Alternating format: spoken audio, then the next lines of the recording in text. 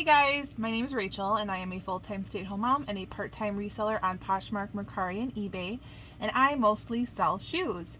So in this video I am going to be talking about the different types and styles of men's and women's shoes that you might get hung up on if you don't know the different types and styles and like toe styles and things like that.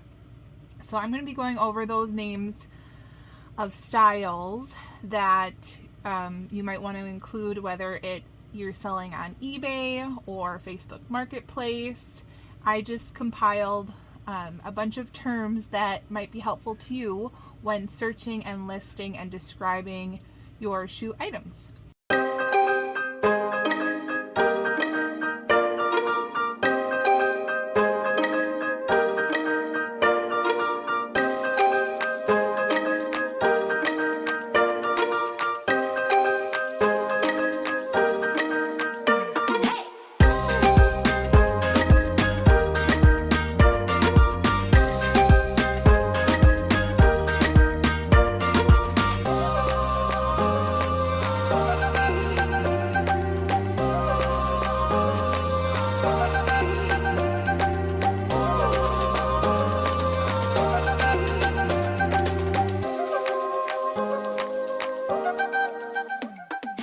So I have a pile right here next to me of shoes that I just pulled from my inventory. So I'm just going to get started. So here we go. Here is a men's Sperry shoe, and this is called a boat shoe. And boat shoes usually have the tie in the front and then these laces that go all around the outside. And so these can also be called like dock side shoes, but the more common term is boat shoes. And it also has something called a mock toe, and that is where there's stitching all around the upper toe part in like a U shape. So that is a mock toe. Okay, this is a classic slip-on loafer. This is a Skechers loafer, and like it says, you just slip it on. So men and women's shoes can be termed slip-on, and people look for that as far as like comfort shoes or dress shoes. So this is slip-on where there's no laces and it could be elastic. All right, let's go to this one. I think I'm going to tell you guys what is the difference between Oxford and Derby. I think a lot of people know the term Oxford when they think of lace-up shoes, but what is a Derby? What is an Oxford? So most people, I think, would classify both of these as Oxfords, and when people are searching for shoes on online, they type in Oxford mostly. But there is a difference. And so the difference is right there where the laces are lacing up. So if you can see, this one is called a derby. It has two pieces that go of leather or fabric or whatever that go in this curved shape and go back, and then it's held together with laces. So that is a derby.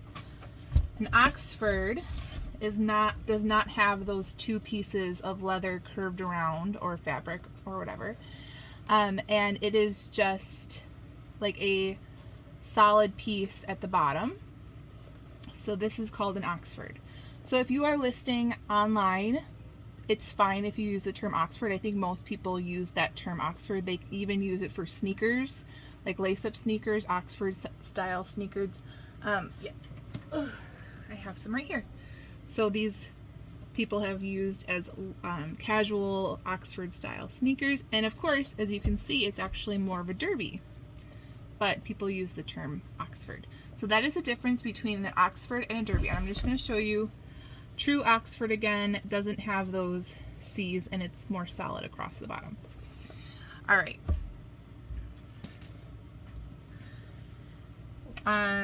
Oh, I think I can talk about these toes. So this toe right here is called a split toe, and it's because it is split and stitched right down the middle. Sometimes it's just stitching and it's not necessarily two pieces of fabric, but that is called a split toe. These are actually wing tips. You can see it with that W-shaped design right there. And I have called these perforated wingtip style before in my listing. So there's that.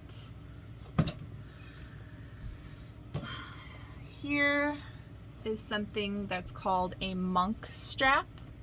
So a monk strap is where it has these buckles along the side, and sometimes there can be lacing in there, but this one doesn't. And it's just the straps go over so that it's a nice smooth top, and then it could be a single monk strap, double monk strap, or triple monk strap design. And then this one also has a different style toe, and this is called a cap toe, where it's separating the toe from the rest of the shoe, and it's just usually plain, and so it's just this line that goes across, and that's called a cap toe.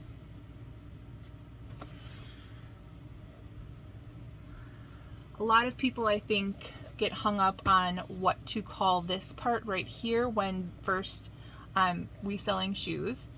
And so this is actually called a kiltie, and it's like this fringe style leather. It could be on boots, it can be on, I've even sold like Ariat boots with this kiltie style, Western boots, obviously loafers. This is a loafer style, slip-on loafer, and that's called a kiltie. This has the mock toe, as you can see, that stitching that goes around. If you wanted to use other keywords, I could even say like boat style loafer, boat shoe style loafer, because it does have that style, as you can see, that stitching that goes around.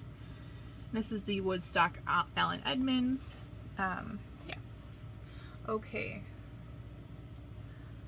Here is an example of a more casual type shoe. This is a Merrill, and this also has a split toe, but it's a really pronounced right there. It's actually like raised, but that's still a split toe. And I kind of wanted to talk about the difference between a suede and a nubuck and leather. So I know that some people might just call this suede. So this, if you guys can see, is really soft, but you would not, so it's like in between a suede and a leather. So it's actually like a nubuck suede, and it's where it's like really short fibers, really soft, but it's not a leather, like a smooth leather where you would want to like put some cream on it. You know that it will like damage the softness of what's going on in the suede. So yeah, it's in between a suede and a leather. This one also looks to be like a derby style, but you could definitely call this a Oxford style casual shoe. Now we'll get into, this is a penny loafer right here.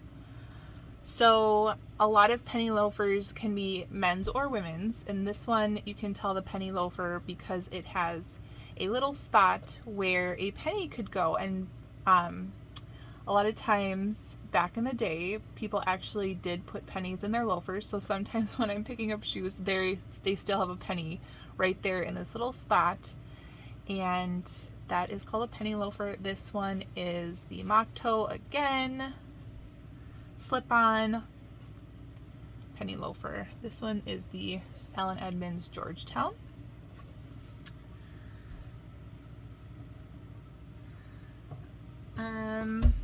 This one is just a chukka boot, chukka boot, C-H-U-K-K-A.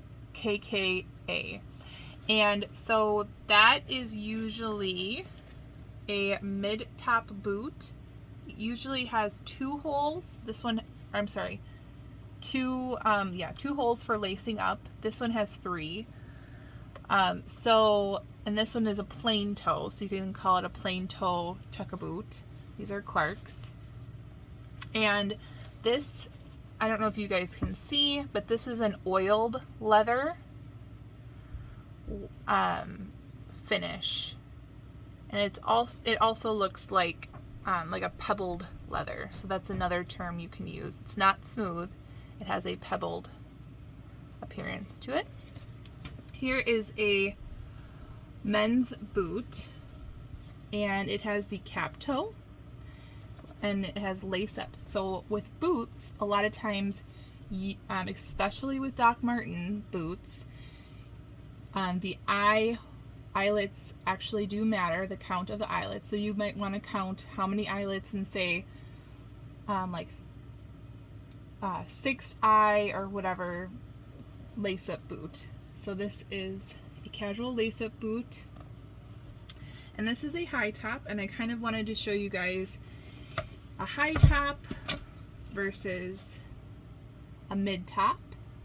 This is a mid top sneaker, and then this right here would be considered a low top. And there we go. All right, so this is a better example of a chukka boot. It has the 2 holes, the 2 eyelets right there, and it is a mid top.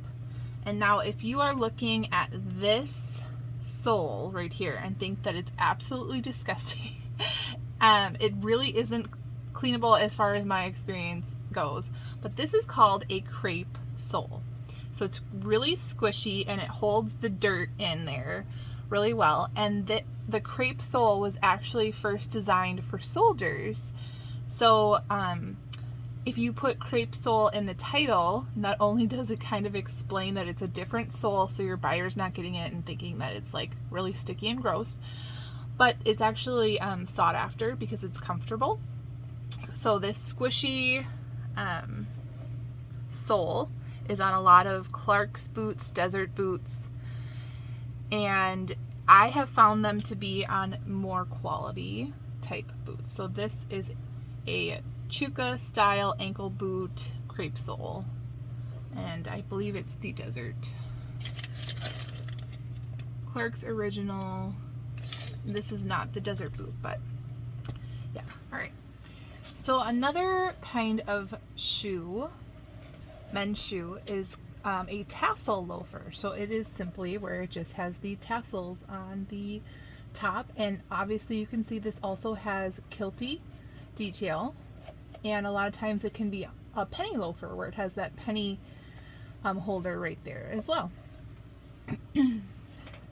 Also, one thing to note with men's shoes, you can also put leather sole. It denotes higher quality, and leather insole also denotes higher quality. So these are the Allen Edmonds Bridgeton.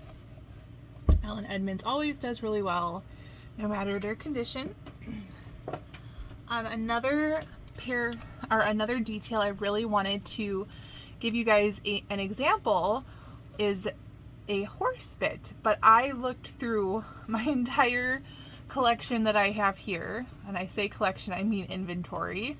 I do not want to collect shoes, but I wanted to show you what horse bit looked like, and I couldn't find any examples, and that might just go to show that horse bit is popular and it always sells, because I could not find one example, men's or women's, and I know I've had plenty. So I'll just give you what this looks like, and then maybe have a picture somewhere of what it actually looks like. But a horse bit is usually a detail along the top right here, and it comes from the bit that a horse has around it, and it's a detail that's metal usually, and it's a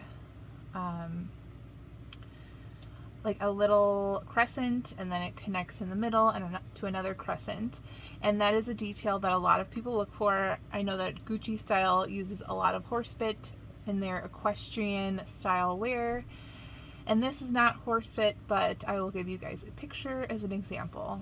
So there's that. This is called a Chelsea boot. So as you guys can see, there is no zipper, ties, there's only elastic. No other closure besides elastic, and it's where you can pull it and slip it on. So that would be called a Chelsea boot, and there are Chelsea boots in both men and women's shoes and boots. Oh, I guess boots. So that's what that looks like. Here is a brogue, B-R-O-G-U-E, brogue. This is a brogue boot where it looks like a wingtip dress shoe, but in a boot style. So it laces up. I would call this a high top, lace up, perforated black leather wingtip brogue. There's that. Okay, and then lastly, as far as the men's go, I'm going to explain what a driving loafer kind of is. This is the best example I could find in the men's shoes, but I'm going to show you a woman's that has a better example. But if you think about driving, there's a little extra bit of rubber that comes up in the back so that when your foot is on the pedal, it's not wearing down the leather and the detailing that's on the back of the shoe, so it comes up a little bit. So I have this Cole Haan here just for as an example. But a better example is actually this one right here. This is a better example of a driving loafer where it comes up and it protects the shoe on the back right there. So yeah, that's what that looks like. And I am going to go grab more the women's style shoes now, because those have a lot of different style names to them. A lot of them can be used for both men and women's, but I'm going to get a few more women's specific shoes to show you. A couple examples of slide sandals, and it is where there's no area for the toe to go in between the toes, and you just kind of slide it on. So it's one strap or piece of fabric for the top, or two. You just slide it on. Here's a Clark's slide, and there we go.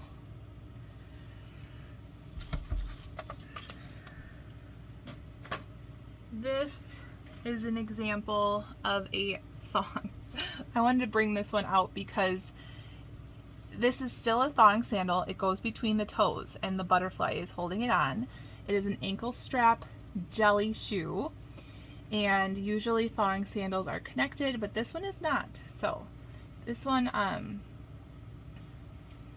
I think that there's the brand Katy Perry also does fun sandals like that, where it just is a little piece that holds right there.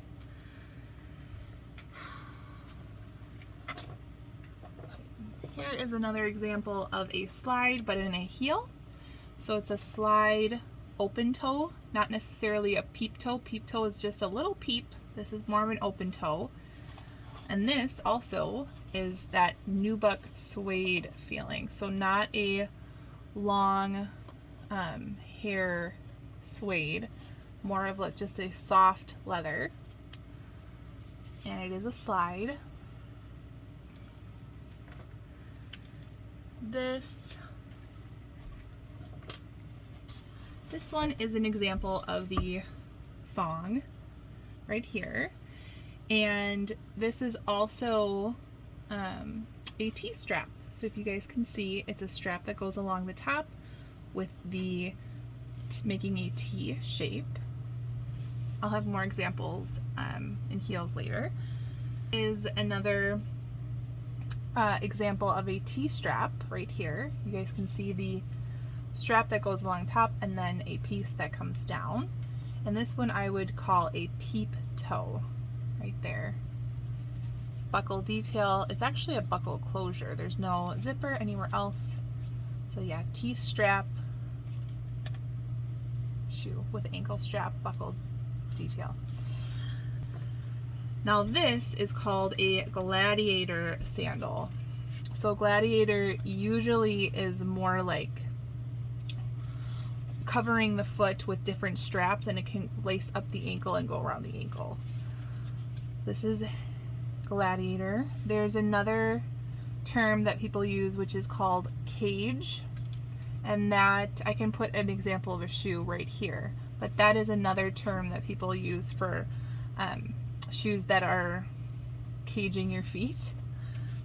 Here's the difference between just a flat and a ballet flat. So this right here is a tassel loafer by J. Crew, and you would just slide your foot into it. That's what that looks like. Now a ballet flat has a bit of scrunch elastic on the back that makes it crinkled. So taking pictures is not always the cutest with this little bunch right here, but this is actually what a ballet flat looks like. It's more, it can even go like elastic all the way around where the shoes actually curl up, but this little part right here makes it a ballet flat to pull on. A lot of people do use the term ballet flat for just flats. I guess that's fine, just like a rounded toe flat can be a ballet flat, but from what I know, this is what makes it a ballet flat, and this is just a loafer. So let's also talk, when looking at these, about almond toe versus round toe. So almond toe is almost pointy but has a rounded part at the top, and then round toe is just round. So you can use pointy toe, almond toe, and round toe, and those are the most popular. I guess square toe, but that's pretty obvious as far as what that looks like. All right, here are some examples of what a clog looks like. I'm just gonna grab this one too. So now I have four examples of clogs because these kind of all look the same. So I have a Sanita. This is a nurse or chef work shoe. This is obviously a clog, Danish design clog. These two are kind of the same. These are both by the brand Born Concepts. These look very similar. Have a big style block heel back there, slip-on clog. Now this one is a little bit more of a delicate heel, still a block heel. I would still consider this a clog, and a lot of people list this style as a clog. You see this in brands like Soft, S-O-F-F-T, and Born and Clark's. So it can have like a bigger heel, and it's more of a slip-on style. Doesn't look as clog-like as this one, but people still use the term clog for this style.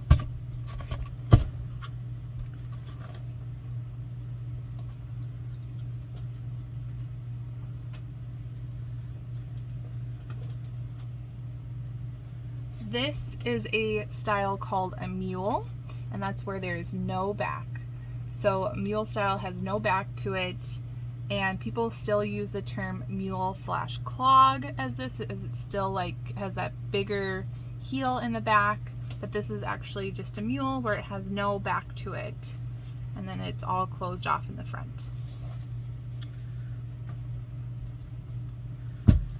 This is something that's called an espadrille. So it's where it has this raffia woven like straw-like fabric on the bottom, and that's called an espadrille. An espadrille can be as a flat, or it just has like one band around the bottom. It can be a platform like this. It can be a wedge, so this can go all the way up. So espadrille wedge. It's usually more of a summer spring shoe, but this is called espadrille. This I kind of wanted to show you guys. This is what a sling back looks like. Sling back just goes around the back of your heel, or your ankle, right back there, and sits there. And then this is also a peep toe.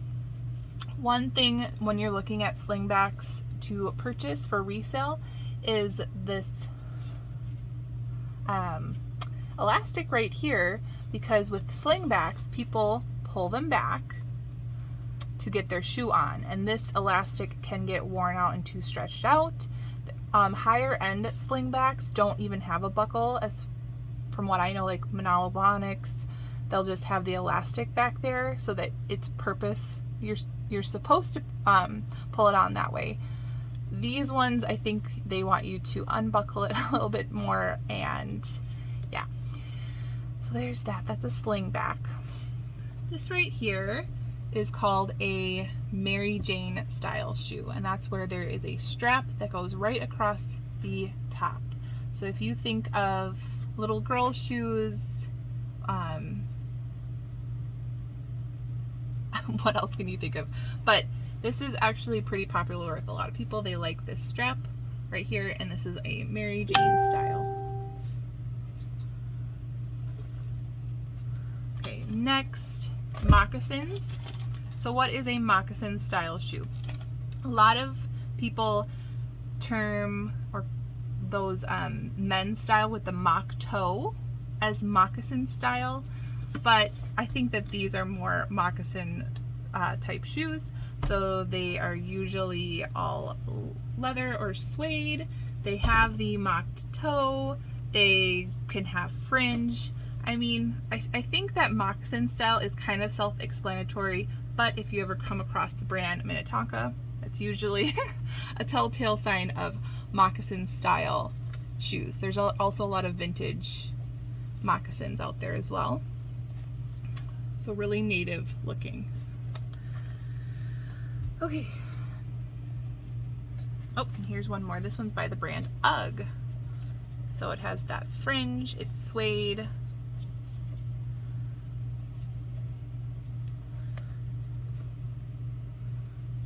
Okay, now we're gonna get into what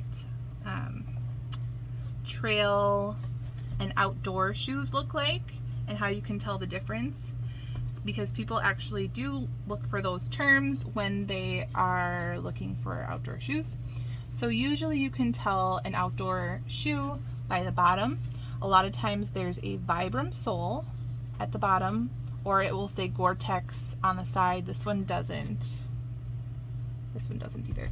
But the major thing is that it is really textured on the bottom. It has very grippy soles, more so than just a regular sneaker or regular training shoe. This one you can see very grippy, deep rivets in there. And then one more is this Merrell men's shoe that has a lot of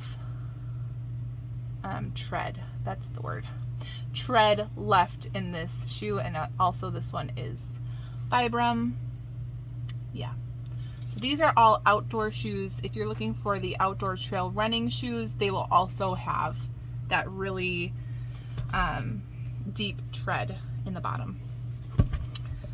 Okay, so with flats, there is something that's called Dorsey. I'll put that name up on the screen. Dorsey style, and that is where there is nothing, no fabric or leather that is right here on the inside of your arch. There can be fabric and things like that, like right here along the outside, but when it's not, when it's showing your inner arch, that's called Dorsey style. So these would be a Dorsey style pointed toe flat. And now lastly, we're going to talk about just a women's style boot that is pretty popular, and that is called a slouchy boot, a slouch style boot. And that is obviously where it has this slouched ruching. A lot of times you'll find this in vintage boots. I can't even begin to tell you how many 80s style slouch boots I use or I've sold, but yeah, this is called slouch, where not that you have to force it into a slouch, but it already has that as a style, that slouch style right there.